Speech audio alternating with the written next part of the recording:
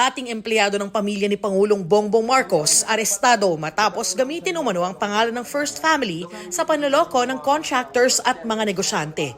Nagpapakilala rin umano siyang undersecretary na kaya raw mag-facilitate ng government projects kapalit ng 3 to 5% na komisyon. Sinubukan namin kunan ng pahayag ang suspect pero hindi siya kumibo ng aming tanungin.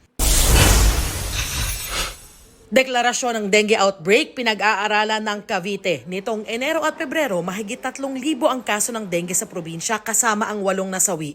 Mas mataas ang mga yan ng mahigit 400% kaysa parehong panahon noong 2024. Mahigit 100 Pinoy, kabilang sa 7,000 iniligtas sa mga crypto scam hub sa Myanmar. Unang sinabi ng Department of Migrant Workers na handa ang gobyerno na sunduin sila. Hahabulin naman daw ng immigration ang mga nagre-recruit sa mga Pinoy.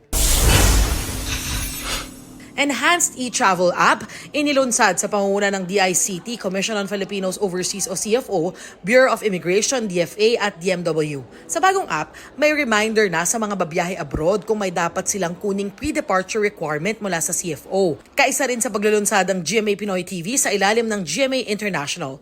Darlene Kai nagbabalita para sa GMA Integrated News.